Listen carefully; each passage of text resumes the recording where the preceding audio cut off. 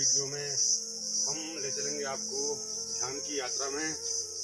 क्यों ध्यान जरूरी कितना है हमारे लिए, आवश्यक है, या बिना ध्यान के भी हम उस परम अवस्था को पा सकते हैं, बिना ध्यान के भी हम उस शून्यता को पा सकते हैं। इस पर आज हम चर्चा करेंगे। चलिए, तो ध्यान क्या है?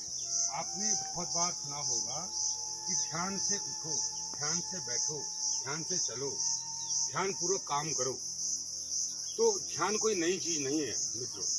ध्यान ये है कि जब आप निर्विचार होकर कोई कर्म कर रहे हैं, विचार नहीं है आपके पास, कर्म, शुद्ध कर्म, यानी कि विचारों के पार ध्यान है। जब तक आपके विचार चल रहे हैं तब तक आप बेहोश हैं। जैसे आपके विचार शांत हुए, केवल शुद्ध कर्म बच गया, शुद्ध आप बच गए, तो वो ध्यान है।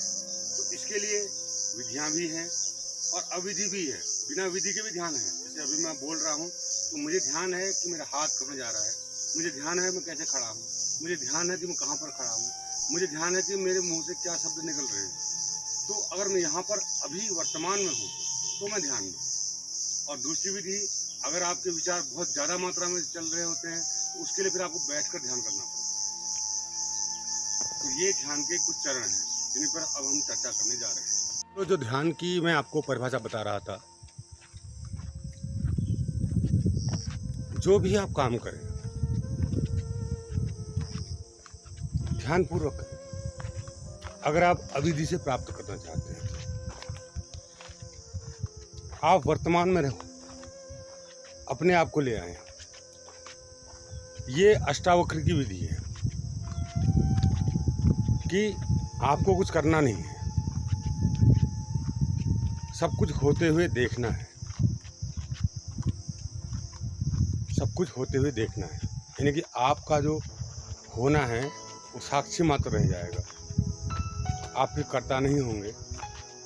ये अविधि है।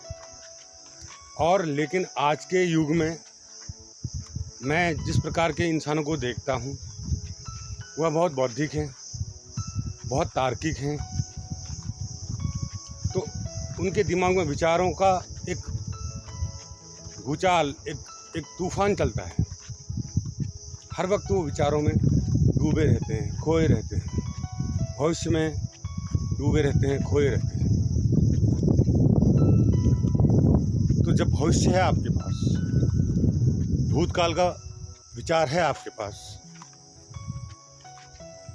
तो फिर ध्यान कैसे संभव हो पाएगा? तो इसके लिए फिर दी शिव ने अपनी 112 विधियाँ। यहाँ कुछ नया नहीं कहा जा रहा है, यहाँ केवल आपको याद दिलाई जा रही है। हमको भी किसी ने याद दिलाया और हम आपको याद दिला रहे हैं। उन 112 विधियों में से एक जो सबसे महत्वपूर्ण विधि है, विपश्यना ध्यान, जो गौतम बुद्ध की विधि है। उसको गौतम बुद्ध से जोड़ दिया गया, अलबत्ता वो विधि महादेव पहले ही दे चुके थे। तो उस विधि से भी आप ध्यान को उपलब्ध हो सकते हैं, ध्यान आप कर सकते हैं। करना क्या है आपको? केवल बैठ जाना है।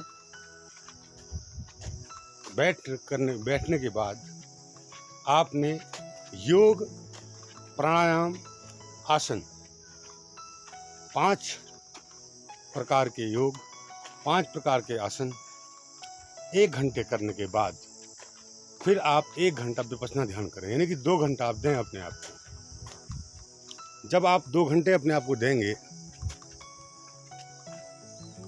तो वो 2 घंटे आपके जीवन में निश्चित रूप से वो परिवर्तन ले आएंगे जिसकी आपने कभी कोई उम्मीद भी नहीं की थी। आप मुझे देख रहे होंगे,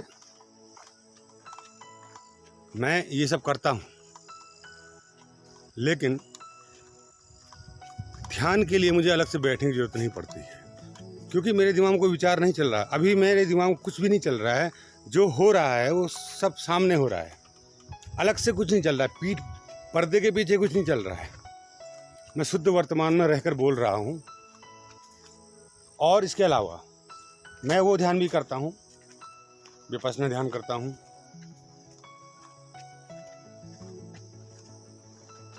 अब जब ध्यान में आप चले जाते हैं तब आपके पास, आपके सामने कुछ प्रॉब्लम्स आती हैं कि ये क्या हो रहा है, या कोई घटना, कुछ खुशबू, कोई महक आने लगे, कोई रंग दिखाई देने लगे, कोई विचित्र चीज़ें दिखाई देने लगे, तो उस कंडीशन में आपको फिर गुरु की आवश्यकता पड़ती है।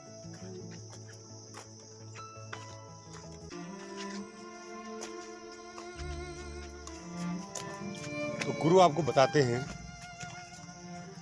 कि अब ऐसे करो, यहाँ मत रुको, मत, चलते चले।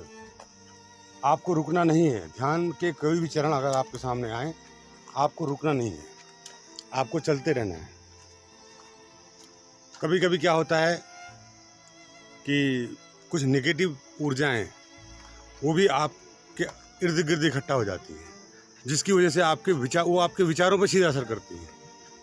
आपको किसी किस्म की आवाज़ सुनाई देना, कोई आभास होना कि कोई आपके करीब में बैठा है, कोई आभास होना कि आपको डर का आभास होना कि कोई आपको मार डालेगा, या इस बात का एहसास होना कि अगर मैं ही नहीं तो फिर क्या। जब आप ध्यान की गहरी अवस्था में जाते हैं तो ऐसा लगता है जब मैं ही नहीं हूँ तो फिर क्या, फिर जो बच जाता है वही परमात्मा है। तो ध्यान की ये गहरी से गहरी अनुभूति है कि जब आप नहीं बच जाते तो फिर जो बच जाता है वही परमात्मा।